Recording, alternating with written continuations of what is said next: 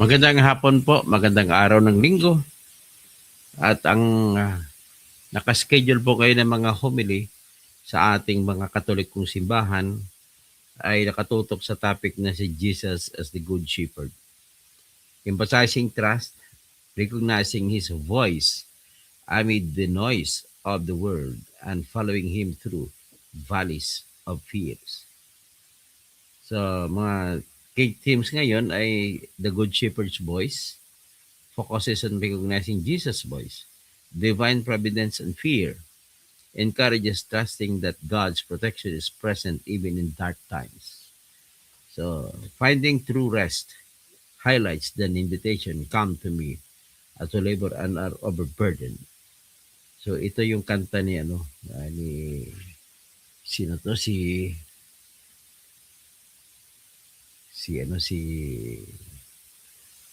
Gary Valenciano.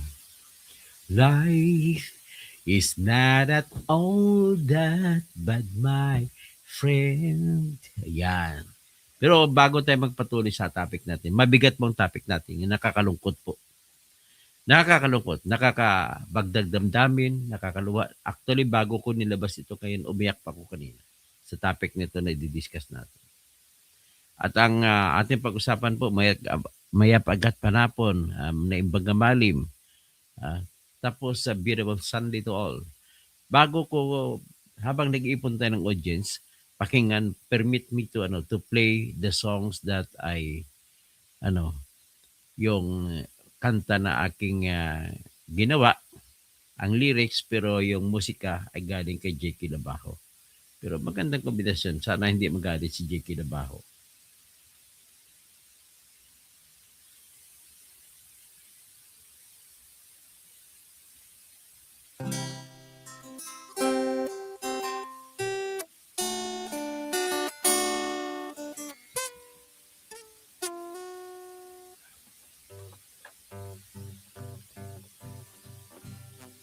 Si saldi ko dapat wasakin,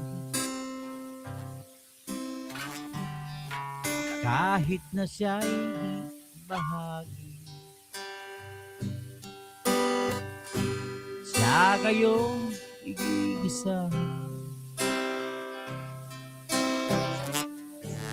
sana ay katayin na. Sa'y napakaraming nakaw, lampas pa sa buwan. Pakinggan mga taong humihiyaw sa nakaw lampas buwan. Ayokong mabuhay ng malungkot. Si Sardis kaya lang masaya. Nagpakasasa hanggang sa pagtanda. Halina tayo'y tumiga. Siya'y napakaraming nakaw,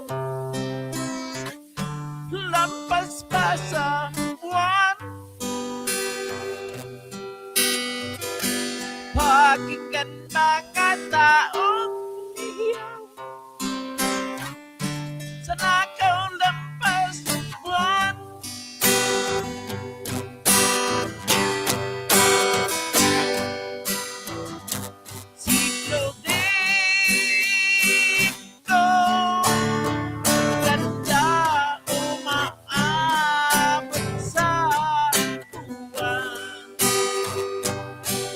Pinoy na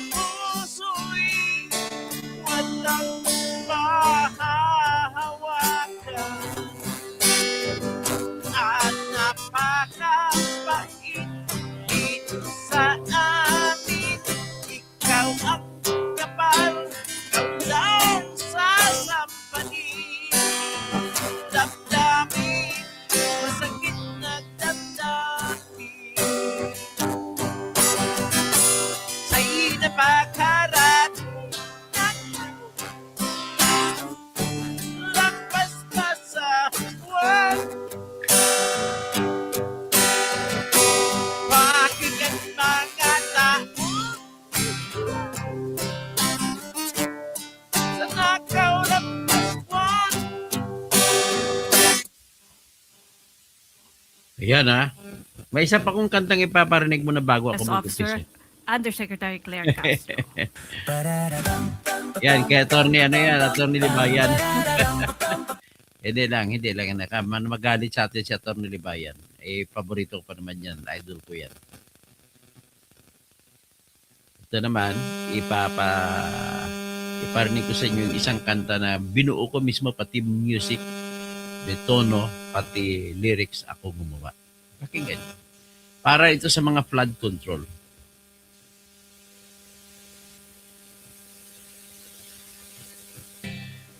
Okay lang ba? Okay lang ba sa'yo, mga kababayan? Mali-malit ang pera, diniliver kay BBE. Okay lang ba sa'yo, bilyon-bilyon pera, binibigay ni Sandy ko kay BBE. Okay lang ba sa'yo, mali-malit ang pera, dinidilipit ni Sandy ko kay BBE. Maraming salamat, Lance Matthew Sabido. 6 billion diyan sa Lipa City. Na binigay, mga Batanggenyo, mga Maton. 100 billion insertion, 56 billion ng lahat na ibinigay. Pera pang 100 billion na insertion.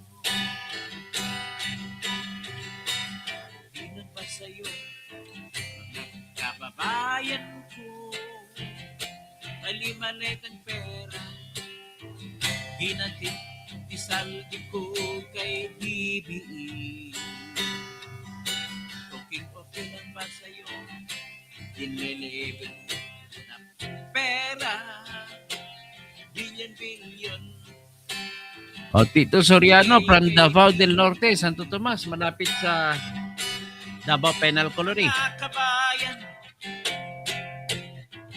56 billion ang lahat. Pera pa ang 100 billion na insertion. Mga kababayan, kailan kayo mag-aklas para maipamas ang bagong gobyerno?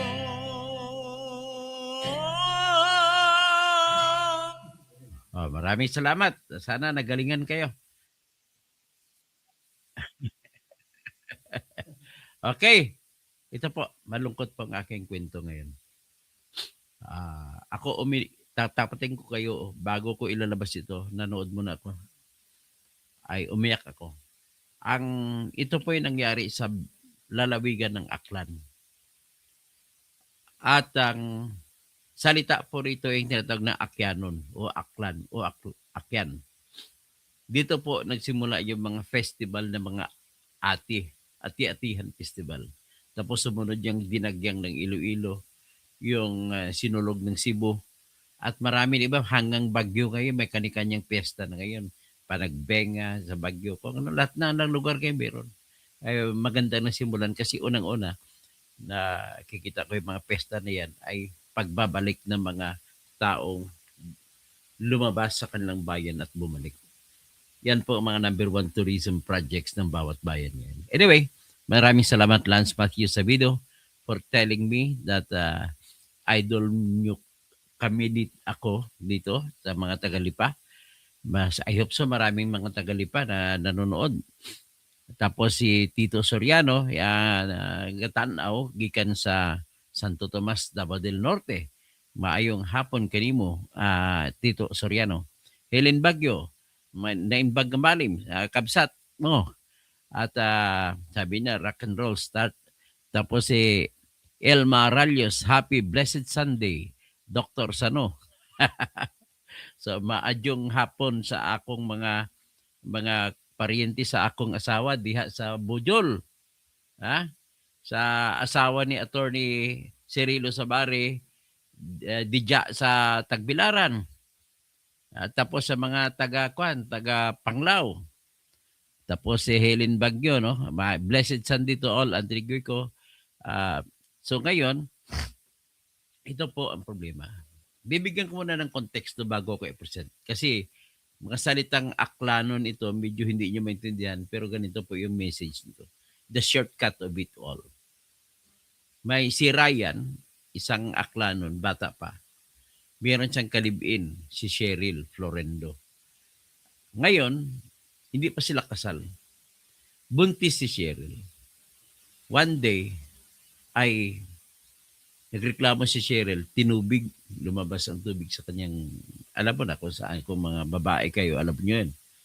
So, naghanap sila na tricycle, dinala sa Ibahay District Hospital. Ang Ibahay, isang bayan po yan sa Akyan o Aklan.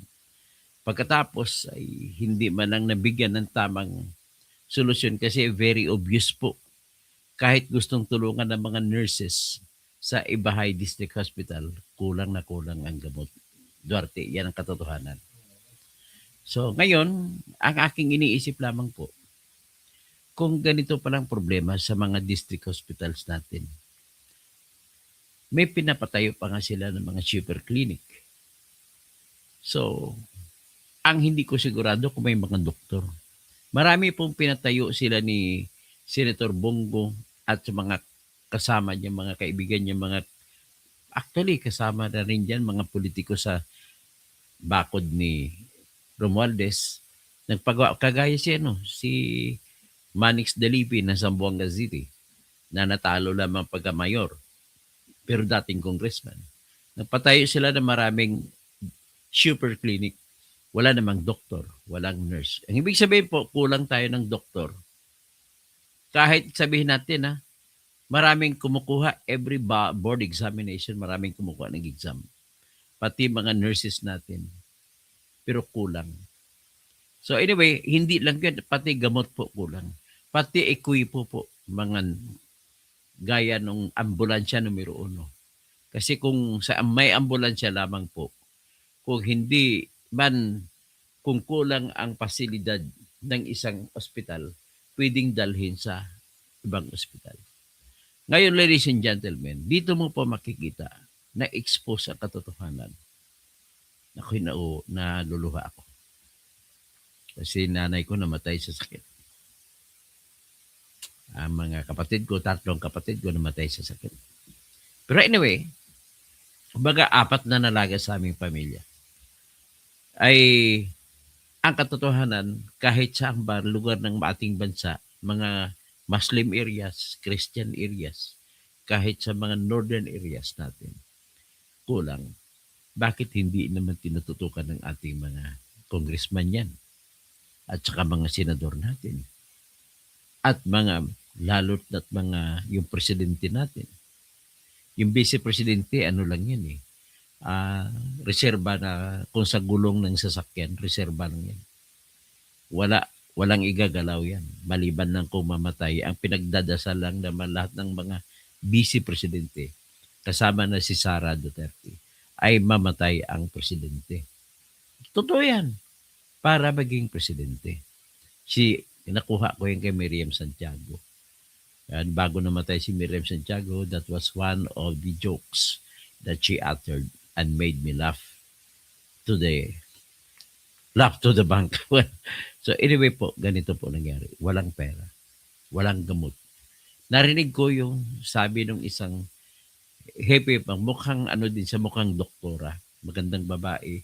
Parang konsehal sa bayan ng Ibahay. Although, kung ano man pagtago niya, parang nagpakita po ng katotohanan ang Ibahay District Hospital sa bayan ng Ibahay na sinisilbisyuhan ay hindi lamang po bayan ng Ibahay, kundi mga karatig bayan ng Ibahay doon sa Aklan. Walang gamot. Magbibigay na lang daw, Duarte, magbibigay na lang daw ng resita. Reseta. Anin mong reseta? Wala ka namang pera pambili ng gamot. Tapos, hindi lumalabas na walang kakayahan ang Ibahay Hospital sapagkat wala sila siguro doktor na maayos. Walang kulang na doktor. Wala talagang doktor. May nurse man. Yung mga nurses natin na napipilit dito ay nagpalabas po ng batas na bawal ang mga nurse na umalis hanggat hindi magkaroon ng ilang taon na experience sa ating mga ospital na lokal. So, to cut the story short, kailangan ilipat sa ibang hospital. So, pumunta sila, nagdesisyon sila sa dadalhin siya sa main, sa kabisera ng Aklan, which is sa Kalibo. Kasi doon may magandang ospital. Ang kasunod na problema, Duarte, walang magamit na ambulansya. Ang pinaka-available lang doon, mayroong mga ambulance doon na nagpapabayad. Mga private ambulance. Hindi naman magbibiyahe kung walang pera ibibigay. So, na-delay. Hanggat sa, ang ginamit, ang tinatawag na RRMO, yung tinatawag na ospital ng mga pang risk reduction, yung mga pang bagyo na mga sasakyan, hindi man yun pang ospital. Doon na lang kinarga hanggat sa wala na. Inattempt na niresuscitate ng nurse. Wala na, patay ang nanay. Bata pa. Patay na si Cheryl, patay pa rin ang kanyang anak na binubuntis. At iyon po dahil lamang sa wala dito. Walang pera. Umiyak ang kanyang kalibin na si Ryan. Umiyak din ang nanay at tatay ni Cheryl. Yung pangarap pala ni Ryan at saka ni Cheryl, magkaroon silang anak na babae at maswerte babae nga ang lumabas sa frog test. Pero but then, ano mangyari? Wala na, patay na yung anak. Patay na yung nanay. Naalala ko tuloy. Parang hindi gusto ko sumigaw pero ayaw ko sumigaw. Ang nakikita ko po, kung yung 2 trillion na ginugol sa flood control, total baha naman lagi sa ating bayan, bakit pa tayo magpapatay ng mga flood control projects? Pagtapos ng baha, mawawala naman ang tubig. Inuna pa yung mga flood control projects. Ginawa, wala namang binulsa pang lahat. May mga ginawa, kakunti. Kung may ginawa, substandard. Marami pang walang ginawa.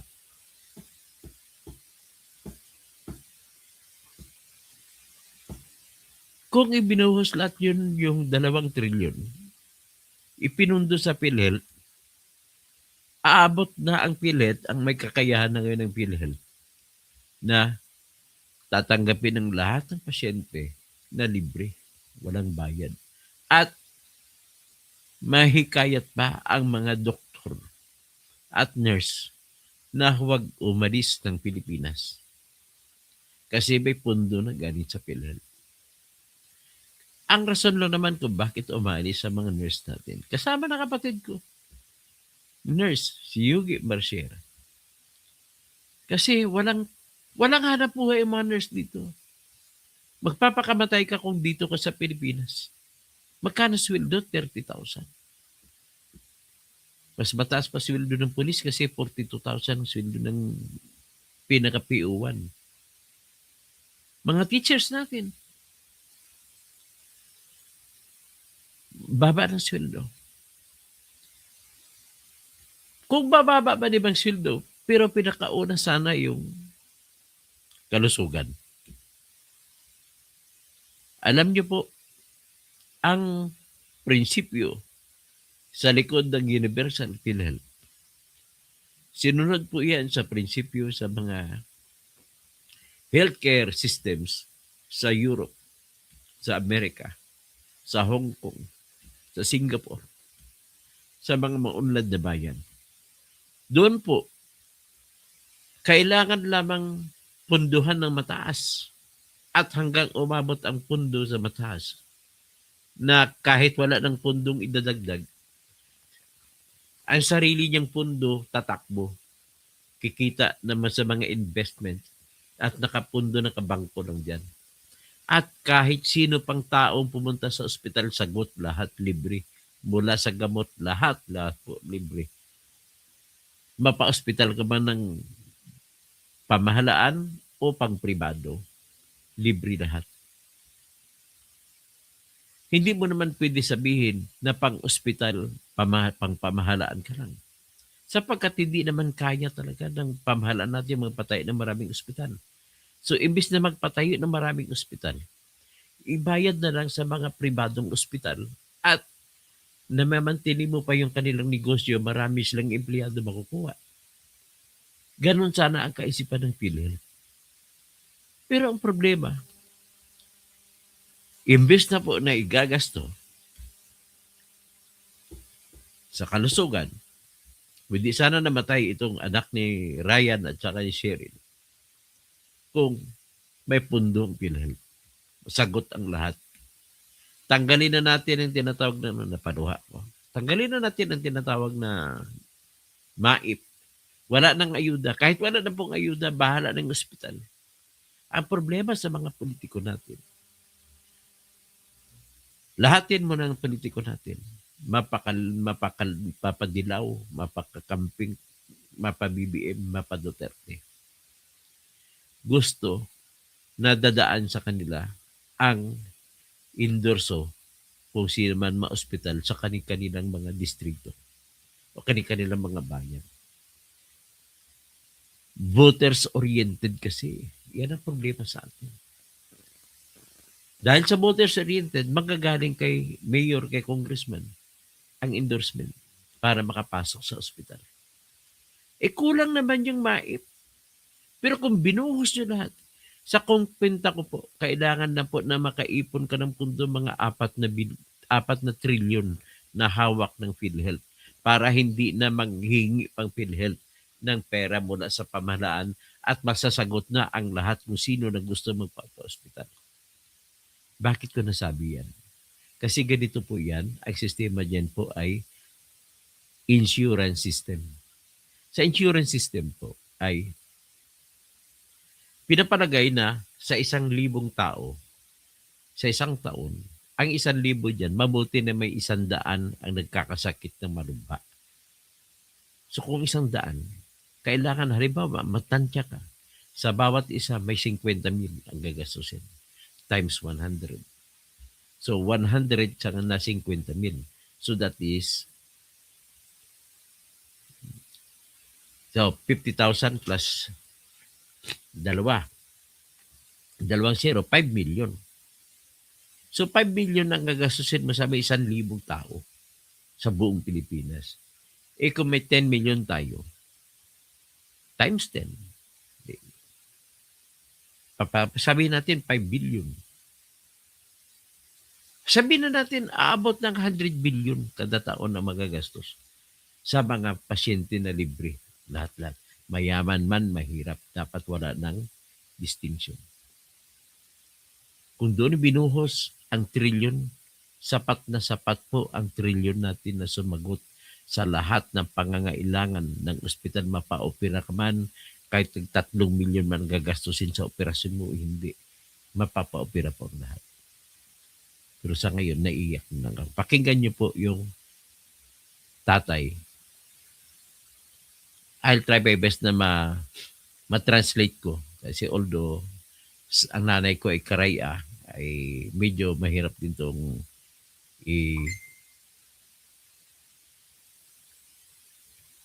i-translate. So ito po. Pakinggan natin muna ang tatay na umiyak.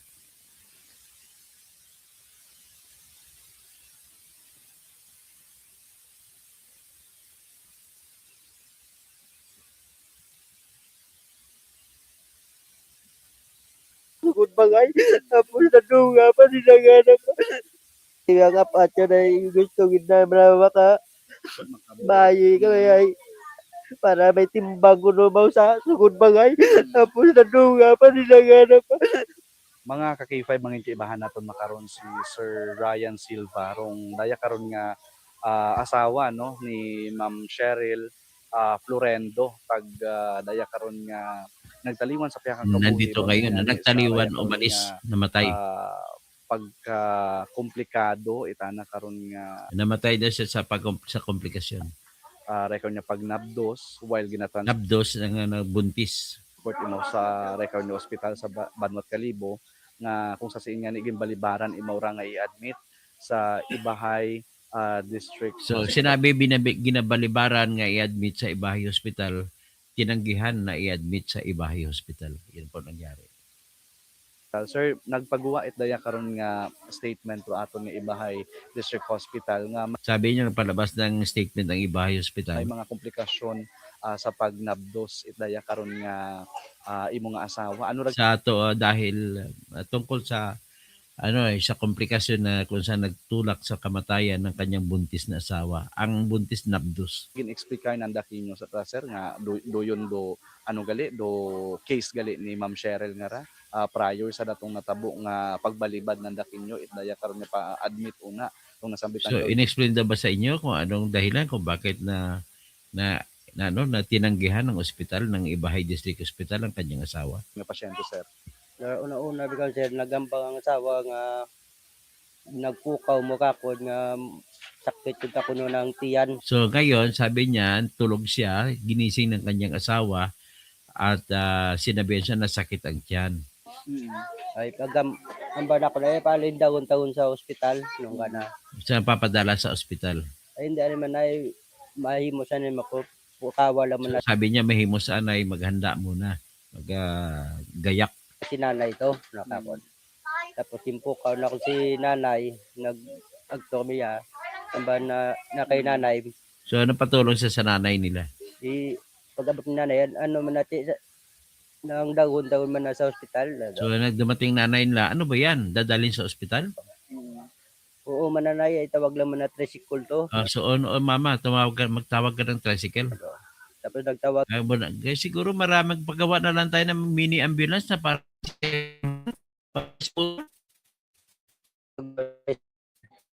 tapos si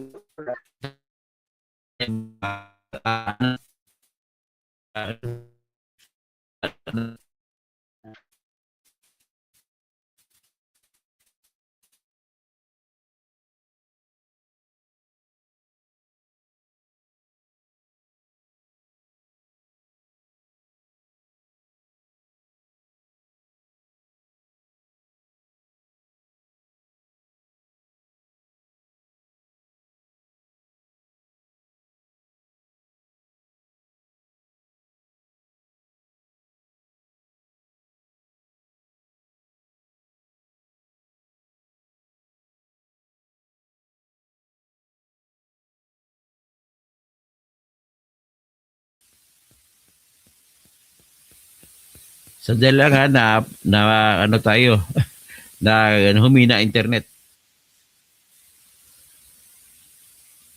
Pakita ko lang ano.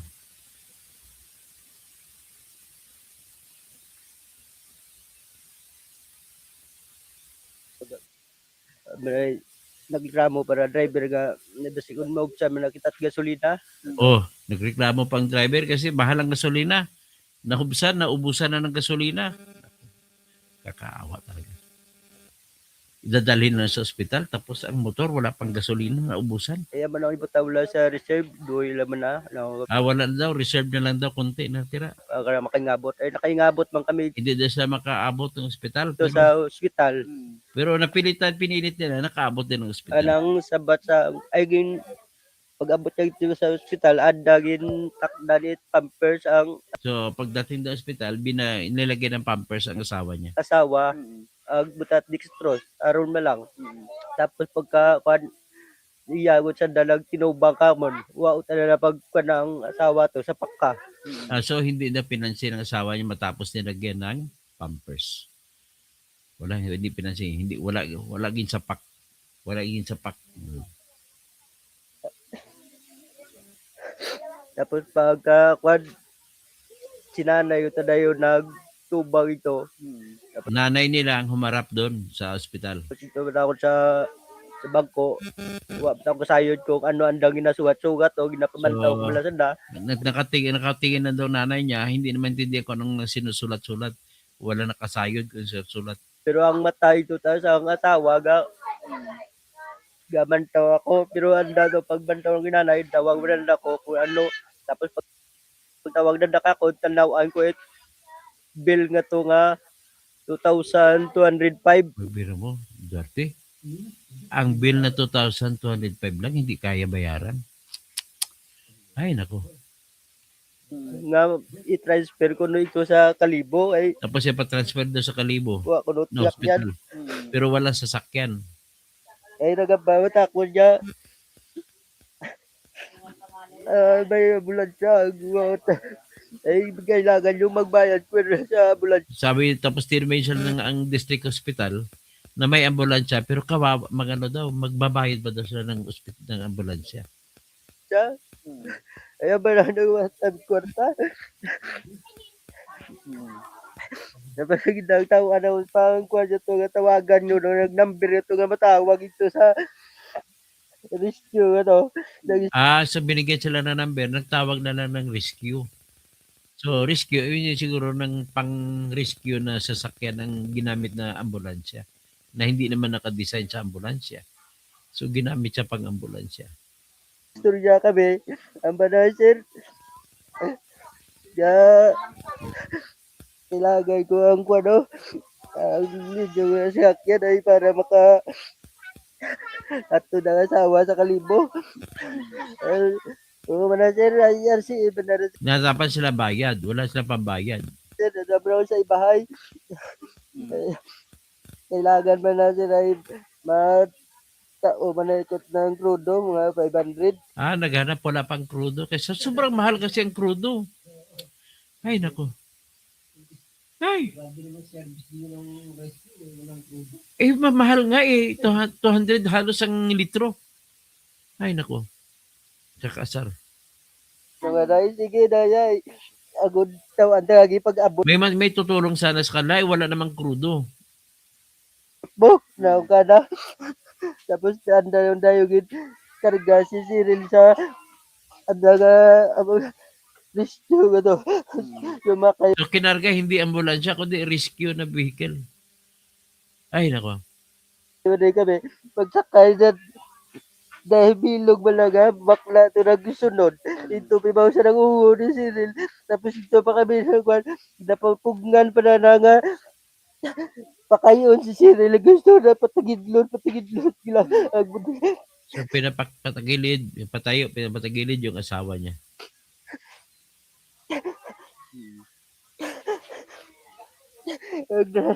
Pag-abot na mo sa dali lang kami sa aluman siya. Nagamba na si Cyril. Hindi ko na mo kakita. Hindi man ako kakita.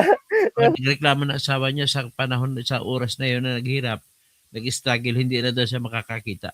Ako na kailangan ko manahangin siya. Ano ba lang ako.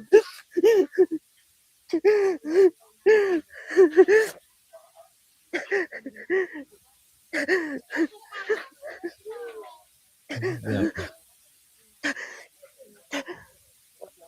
Hindi siya makapagsalita.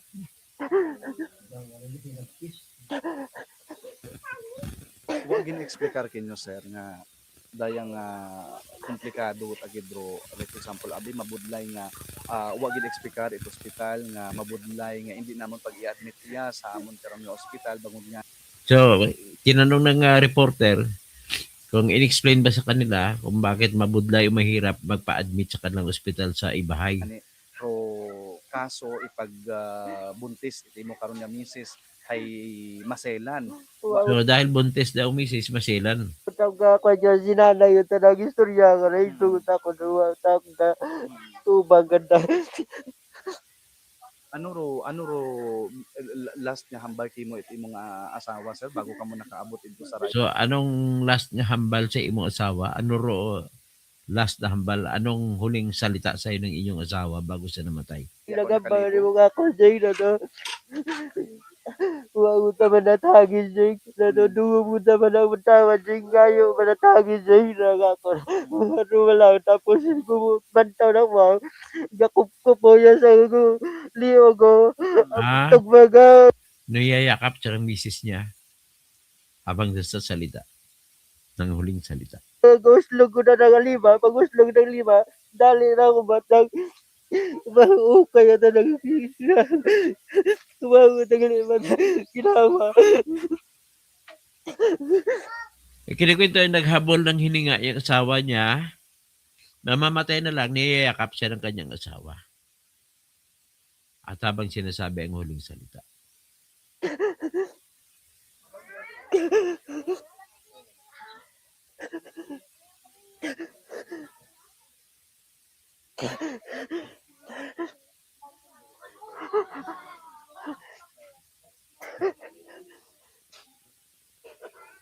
Alin do anong dahon na kunta ro lugapsag karang kumagawa sir? Anong ugo man. Ang ibig sabihin ng Normal ba lapsag yun? bata, yung lalabas at Ano yan. kunta ro anang ko gakira or bayi kumagawa? Bayi.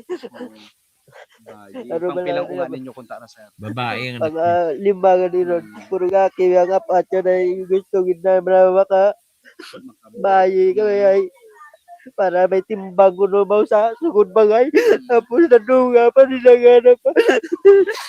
Gusto nila daw babae ang anak niya para Pinaiwanan pa nila. makakapag ng bahay.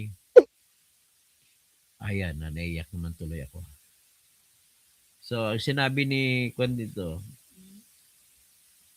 ang huling salita ng asawa niya sa salitang aklan, nagakup-kup imaw na kakon, sa kup-kup kumimayakap sa kanya, at saka nagsalita ag naghambay nga hindi ko ita kaya ag kag gaduyom at ang iya pananawan. So ibig sabihin sa Tagalog pa, habang yumayakap ang kanyang asawa sa kanya na tumutulo ang dugo sa katawan niya, ay sinasabihan siya ng asawa niya, hindi ko na kaya.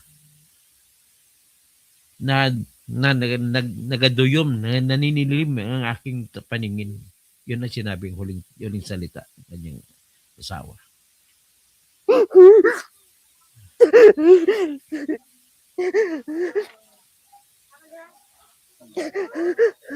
Kung nabuhi kunta ro imong nga unga nga babayi sir ka man naman do imong asawa sa pag raya karon nga sitwasyon ano kunta ro inyong So kaya kung nabubuhay ko, nabuhi. Ang inyong unga o anak nyo, ano sanang ipapangalan nyo sa kanya kasi babae siya. plano kara nga ipangagan sa raya karon nga unga? Yung sa ano pangangaliwa matapos plano. Kwanay Wala sikliwa matapos kasayon siya. Bayi na rin. Ano hambang surprise yan. Manuwa. Di mo nagpa. Wala pa daw silang plano kasi babae, pero surprise na lang daw kung mga anak na yung kanyang asawa. Okay, lipat tayo dun sa iba. Naiiyak naman ako dito. Ipakita ko lang dito yung balita ng na pinalabas po ng XFM Kalibo 96.5. Tingnan natin po yung balita nila. Nakakalungkot ang katotohanan na walang sa mga lugar kasi ang ibahay hindi kasing ganda ng Maynila o na maraming tao. So tingnan ninyo, hindi ko na yan siguro tinabunan na lang ng itim ang nanay anyan sa kabaong na simpleng kabaong. Ang kanyang anak sa gilid. Ayan. So, pakinggan natin ang sinabi ng Jerry, ng radio station. Dali. So, Well, baton-baton ro mga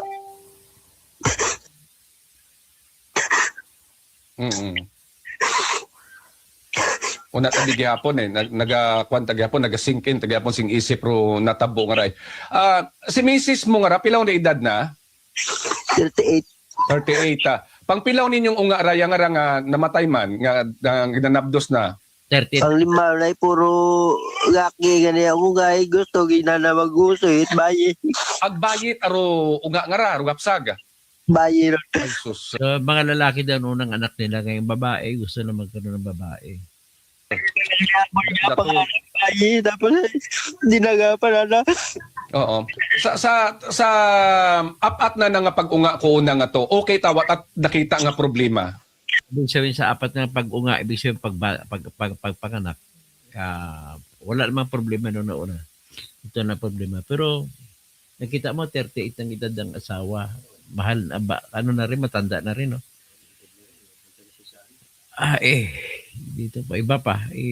Yung, ito naman po, ang ipalabas ko, ang interview naman po sa tatay-nanay ng babae.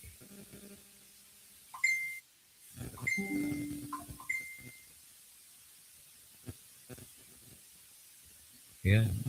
Ipagdasal na lang po natin sila total Sunday sa ngayon. Sa mga protestante at katoliko, pakitpadasal niyo sa kanila sila. Takilid lang ito, wag patayong takilid, sir.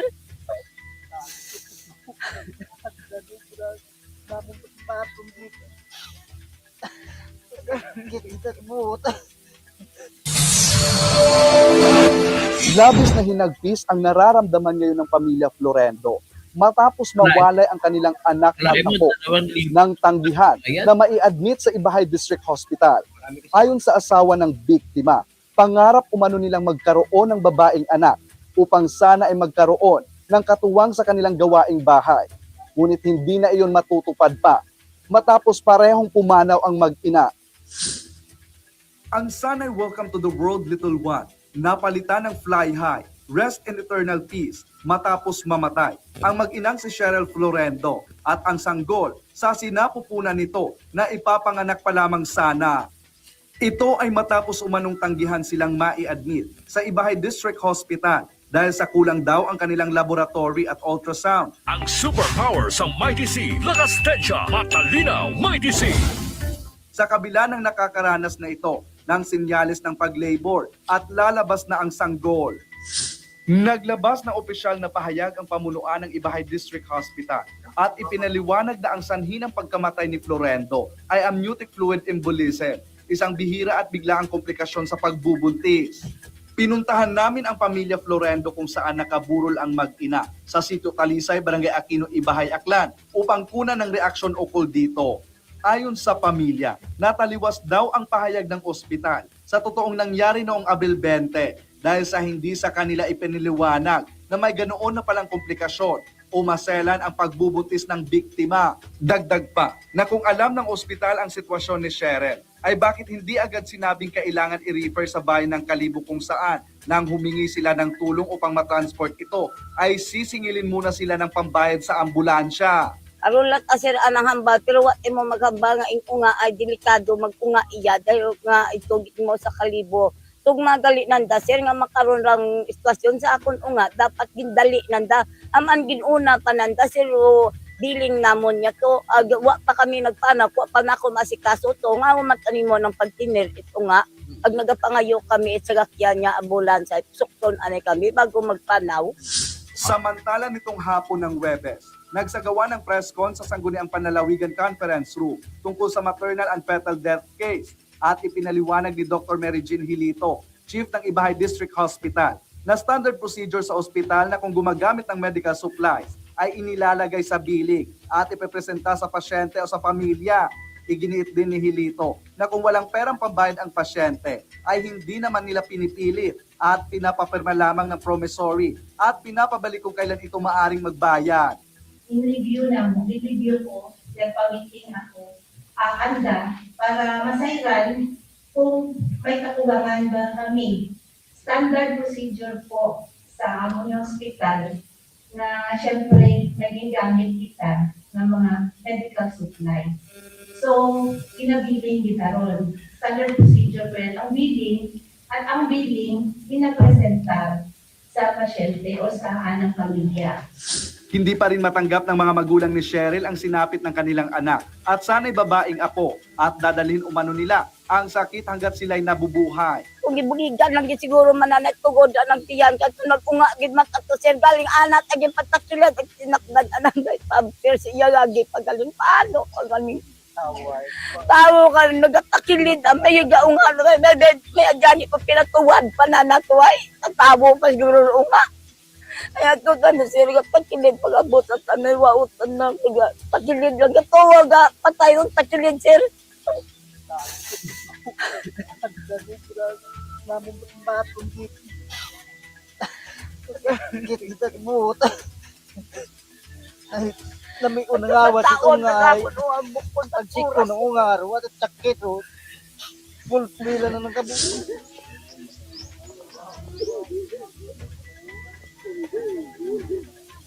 Ayon sa asawa ni Cheryl na si Ryan, ang pangarap nilang magkaroon ng babaeng anak ay hindi na maisasakatuparan pa dahil sa kasamaang palad ay pareho pa silang dalawang nawalay sa pamilya. Gusto kita brava ka.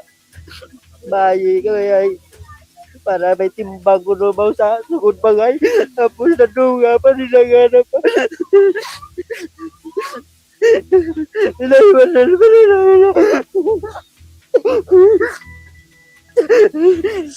Sa ngayon ay nananawagan na lang ng hustisya at tulong ang pamilya Florendo upang sila ay makausad at maipalibing ang nawalay na si Cheryl at ang kanilang anghel.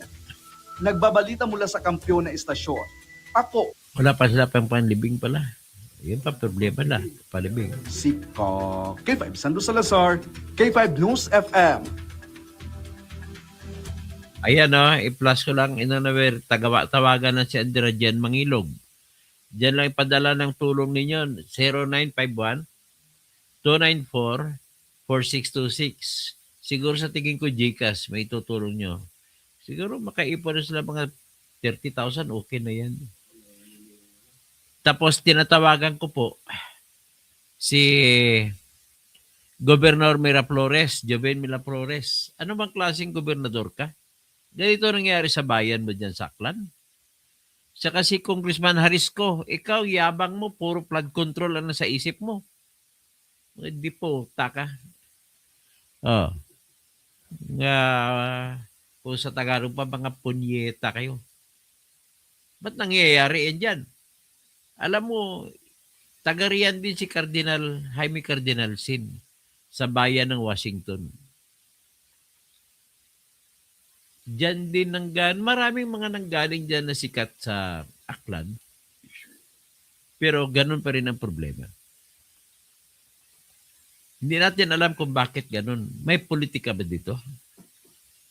Ang politika ko dito nakikita ay yung inubos niya sa flood control. Kung ang pera na binigay sa flood control, kung inuna nyo muna ang PhilHealth, ibinigay lahat ng pundo sa PhilHealth. Pag binigyan mo ng PhilHealth ng 2 trillion na pundo, mind you, lahat ng Pilipino na magkasakit, libre na, wala nang problema. Yung problema dito, inuuna pa yung bulsa ninyo. Oh, sige. Naiyak ako. Ay, kapatid ko, Dennis Kausing, sana pinasagot sa Malitagang. O mga Malitagang, calling Malitagang. BBM, Malitagang. Sa'yo lahat na punta, Malita. Sa Michelle Sabuga, administrasyon na puro pangulimbat ng pera, ng kaban, ng pinagdadasal na lang natin na amang may likha na lahat siya nang bahala.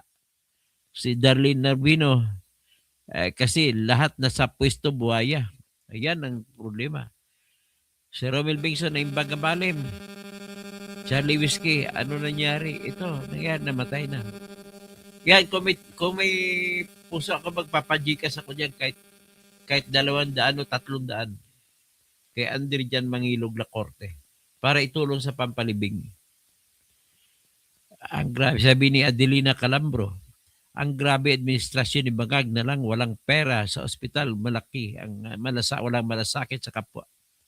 Si Danilia Sera, pag walang pera, ganyan nga. Akalain mo 2,000 lang, wala silang pera. 2,000 ibayad sa ambulansya, ibili tapos may ambulansya, pambili ng krudo. Mahal ng krudo. Pagdating dun sa Ibahay Aklan, mga 200 pesos ang litro. So, kailangan nila ng krudo, ikarga, ilagay doon sa, ang ginamit pa hindi ambulansya, kundi rescue vehicle. Dadalhin siya sa ospital ng, ng Aklan sa Kalibo. Sabi ni Edna Calambro, di yata binadgetan. Walang budget. Mismo ambulansya na lang, walang budget. Michelle Sabuga, PhilHealth fund na para sa mahirap for emergency needs, kinurakot ng mga walang hiyang politiko. Nagna-nurse na nga ng mga doktor doon sa Amerika. Realidad, konti na nakita ng doktor dito. Kaya dito patayo ka ng maraming ospital, super clinic, wala ka namang doktor. Wala na mga bihira na lang, kukunti na lang, pakunti Pilipino kumuha ng pagdoktor. Naalala ko pa yung doktor na nag-number 1 sa medical exam doon nakaraan. Take 3 pala siya, siya taga Cordillera. Sabi na take 1, bagsak siya. Take 2, bagsak siya. Take 3, wala pa rin ang pangalan niya. Yung pala top notcher pala, yung pala tinago na pala pangalan. Congratulations sa iyo. Napakagaling mo, tol. Ikaw lang nakapatawa sa akin. Daniel Narbino, ang hirap pag wala kang pera. Mary Jane Enriquez, kulang ang mga doktor sa Pinas. Dapat talaga malakas ang mamuno sa Pilipinas para dangdang asenso. Wala naman kasi ang anak, ang isa kong pamangkin gusto magdoktor, wala naman kami pera. Mary Jane Enriquez, yan ang sinasabing mahirap, pero pag-asa namin, pupunta lang kami doon sa Sultan Kudarat State University. Libre at ang pagka-doktor doon kay Dato Pax Ali. Gobernador Dato Pax Ali sa Sultan Kudarat. Lalain Toronebo, maraming big time na politiko galing dito. May gobernador si Miraflores, Congressman Haresco, yan mga walang kwenta mga politiko yan. Puro mga flood control ni Romualdez ang inaasyung pagyano nakaraan. So, Helen Baguio, nakakatakot makasakit. Sa totoo lang, nakakatakot makasakit sa Pilipinas. Si Ralph Ricto, kinuha ng PhilHealth. Kinuha ka, pinukuhin mo na pa ng PhilHealth ang pundo. Tapos yung pundo na inutos sa Supreme Court, balik hanggang ngayon, hindi pa na ibabalik. Grabe. Lance Matthew Sabido, maraming salamat po sa inyo sa lipa. Helen Baguio, hanggang dyan, Elman Morales, para po tayo, maghanda na po ako, magsisimba ako. Ipagdasal ko yung kaluluwa ng bata at saka ng nanay. Adol, pag umabot sa panahon na magkagulo, sasali talaga ako pag di na umiral ang batas. Ay, lahat naman gusto na sumali sa gulo eh. Bahala na mamatay ako basta nalang apektahan ang kinabukasan ng mga susunod na henerasyon. Ganun na po, paunti-unti na tayong lahat ganun ang iniisip. Ay, may pag-asa tayo, no? Si Darlene Narbino, pag nanalo si BP Sara, talagang tulungan na sana tatakbo ko senador, no? O makakuha ko senador, laki talaga may tutulong ko. Maraming salamat po. Paki-like na lang at pakidasal na lang po kay Cheryl Florendo at saka yung anak ni Cheryl Florendo at saka yung husband niya na si Ryan at saka mga magulang nila at kung pwede magpadala kayo kahit 500 lang dito sa number na to, 951-294-4626. Magpapadala rin po ako. Kunin ko lang, kupihin ko lang. 0951-294-4626. So, magandang hapon po sa inyo. Magandang hapon.